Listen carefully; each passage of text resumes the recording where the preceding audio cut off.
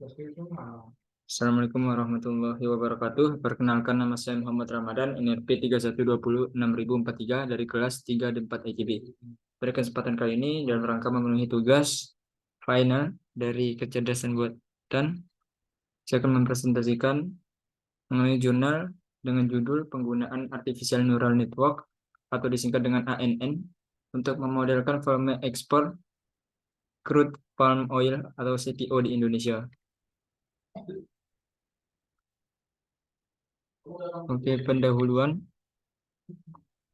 Nah, perkebunan kelapa sawit sendiri merupakan salah satu subsektor pertanian yang memiliki posisi signifikan di kegiatan perekonomian, di mana hasil produksinya memiliki peluang ekspor yang besar. Karena adanya pasar potensial berupa industri yang mengolah produk turunannya. Salah satu hasil produksi kelapa sawit adalah crude palm oil atau sering kita kenal dengan sebutan CPO. Produk ini diekspor ke negara lain sehingga memberikan andil besar karena menghasilkan devisa negara yang salah satu fungsinya adalah dapat menjaga pasar keuangan menjadi lebih stabil. Nah, luas areal perkebunan kelapa sawit yang cenderung meningkat setiap tahun mengakibatkan volume produksi kelapa sawit di Indonesia semakin besar. Hal ini ditandai dengan persentase kenaikan areal perkebunan antara 2,77% sampai dengan 4,7% per tahun yang terjadi sebelum tahun 2017. Nah, CPO sebagai salah satu komoditas dari subsektor perkebunan untuk diekspor, selanjutnya harus dilakukan analisis lebih mendalam guna dapat merumuskan dan mengambil keputusan berupa kebijakan yang tepat pada perekonomian di Indonesia. Salah satu metode yang dapat digunakan untuk menganalisisnya adalah melakukan prediksi dengan membuat model volume ekspor CPO dari data historis yang ada. Salah satu teknologi yang dapat kita gunakan untuk melakukan prediksi adalah bidang artificial intelligence. Salah satu AI tersebut adalah artificial neural network yang sering disebut dengan jaringan saraf tiruan. Dari berbagai literatur menyatakan bahwa ANN memiliki kelebihan seperti akurasi dan respon cepat ketika digunakan untuk mendapatkan model yang selanjutnya digunakan sebagai alat prediksi.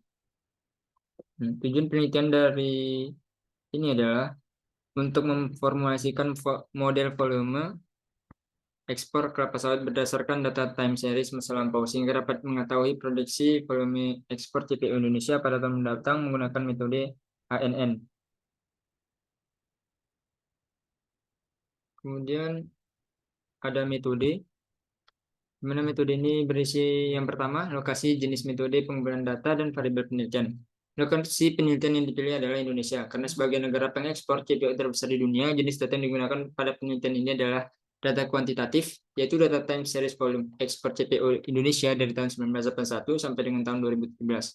Penelitian menggunakan data sekunder, yaitu data mengenai kelapa sawit yang terdapat pada buku statistik kelapa sawit yang dikeluarkan oleh BPS dan buku statistik perkebunan Indonesia yang dikeluarkan oleh Kementerian Pertanian. Selain itu dilakukan juga studi literatur berupa paper penelitian lainnya yang mendukung penelitian ini. Variabel pada penelitian ini adalah data input, yaitu volume ekspor CPO tahun sebelumnya, dan data output berupa hasil prediksi volume ekspor CPO tahun berikutnya. Kemudian eksplorasi data. Data volume ekspor CPO Indonesia yang telah dikumpulkan akan diolah dengan teknik ANN. Pengolahan data terdiri dari eksplorasi atau pemrosesan awal data dengan melakukan 1. Pembersihan data dengan mengidentifikasi dan mengoreksi data guna memastikan bahwa data volume ekspor CPO yang dipakai tidak ada yang hilang atau misvalue nilainya berbeda jauh dengan data sebelumnya. Hasil pembersihan tersebut didapatkan dari 38 data, hanya 26 data yang layak digunakan untuk proses selanjutnya. Integrasi data yang kedua adalah integrasi data dengan menggabungkan semua data menjadi satu sehingga menjadi basis data yang baru, terdiri dari 2 kolom yaitu tahun dan volume ekspor. Nah, yang ketiga adalah transformasi data dengan melakukan normalisasi data, yaitu mengubah data agar sesuai karakteristiknya dengan data yang diperlukan untuk proses penggalian data. Data dinormalisasi dalam interval dalam kurung 0,-1 karena pada prediksi volume ekspor CPO bernilai positif atau 0. Persamaan skala data yang digunakan untuk proses transformasi adalah sebagai berikut. Nah, di situ ada X sama dengan 0,8 dalam kurung X kurang A per B kurang A ditambah 0,1, di mana keterangan disebut X adalah data transformasi linear menjadi interval 0,1 berbanding 0,9, sementara X kecil adalah data yang akan dinormalisasikan, A merupakan data minimal dan B merupakan data maksimum. Kemudian ada pembangunan model dengan NN. Kemudian volume ekspor CPO Indonesia menggunakan algoritma artificial neural network Jumlah data yang digunakan sebanyak 26 data, di mana 18 data digunakan untuk pelatihan dan 8 data digunakan untuk pengujian. Algoritma pembelajaran backpropagation dengan model jaringan multilayer feed-forward network yang digunakan pada penelitian ini, di mana struktur dasar jaringan terdiri dari lapasan masukan, tersembunyi, dan keluar. Nah, ini dia merupakan proyeknya di mana kita mulai kemudian menginputkan data volume ekspor CPU, kemudian kita melakukan pembersihan data, integrasi data, transformasi data, kemudian kita mendesain artificial neural network, kemudian kita melakukan training untuk feed forward dan back forward. Nah, itu akan diuji juga apakah terdapat error. Jika terdapat error, maka akan dikoreksi. Dan hasil koreksi itu dijadikan sebuah bobot dan bias dan dimulai lagi hingga terus-menerus. Itu dia merupakan tahapan pembangunan model ANN. Kemudian ada evaluasi hasil prediksi, di mana evaluasi dilakukan untuk melihat keakuratan hasil prediksi. Salah satu metode yang digunakan adalah melihat nilai mean absolute percentage error atau MAP. Hasil prediksi tersebut akurat jika nilai MAP semakin kecil. Tentukan MAP sendiri dirumuskan sebagai berikut.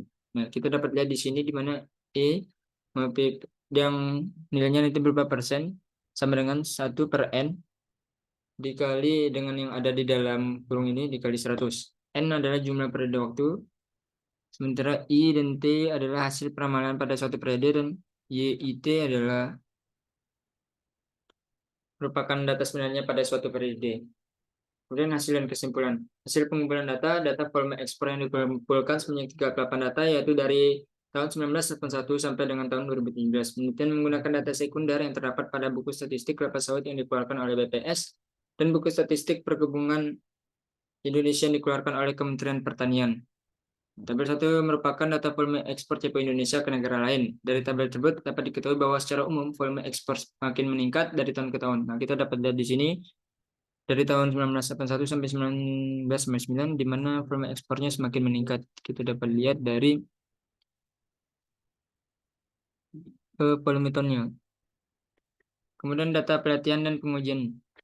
Hasil eksplorasi data untuk bagian pembersihan data didapatkan sebanyak 26 data yang dapat diproses lebih lanjut pada desain ANN. Pada tabel 1 tadi, dapat kita ketahui bahwa ada beberapa data yang outlier atau menyimpang dari data biasanya. Sebagai contoh, data yang terjadi pada tahun 1948 mengalami penurunan yang cukup signifikan. Agar menghasilkan model yang lebih baik, maka untuk dapat data pada tahun tersebut dihapus dan tidak dapat digunakan pada tahapan berikutnya. Kita dapat lihat pada tahun 1988 terjadi penurunan volume ton ekspornya. Nah, dari tahun 1983 yaitu 34577, di mana itu turun menjadi 20.000 ton, menjadi 12.738.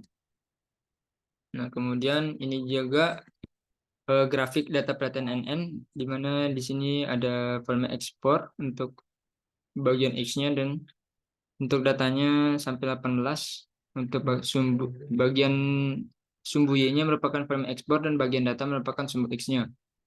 Dari 26 data tersebut dilakukan pembagian, yaitu untuk data pelatihan dan pengujian. Pada penelitian ini, persentase yang digunakan untuk data pelatihan sebesar 70% atau sebanyak 18 data, yang dapat dilihat pada gambar ketiga tadi, dan untuk data pengujian sebesar 30% atau sebanyak 8 data yang dapat dilihat pada gambar 4 ini.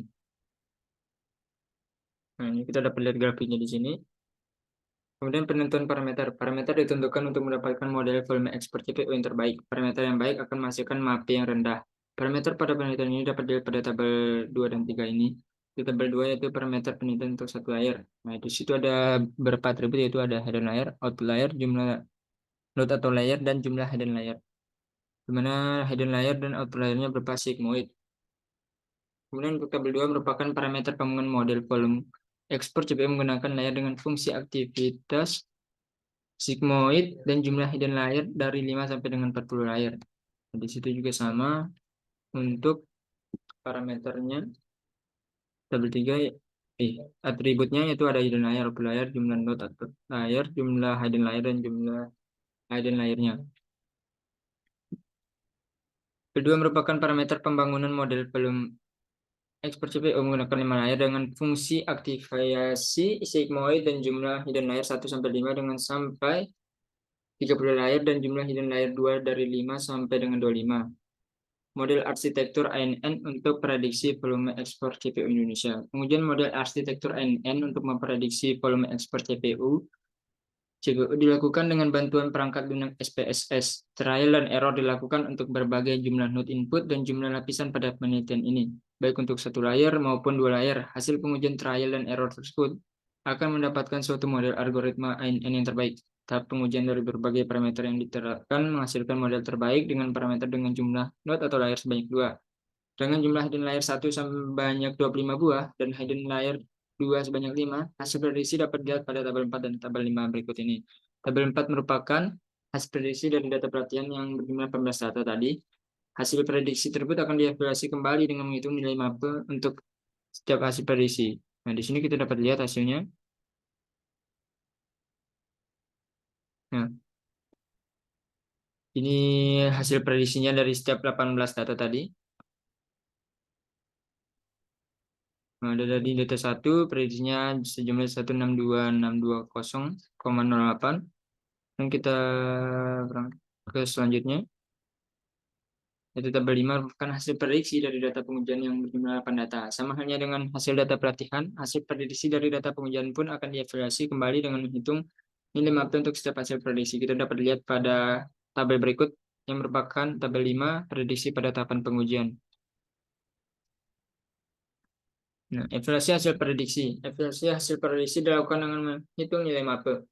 Berdasarkan hasil pengolahan data dari berbagai parameter model yang telah dilakukan trial dan error, model terbaik didapatkan pada parameter dengan jumlah node atau layer sebanyak 2, dengan jumlah hidden layer 1 sebanyak 25 buah dan hidden layer 2 sebanyak 5.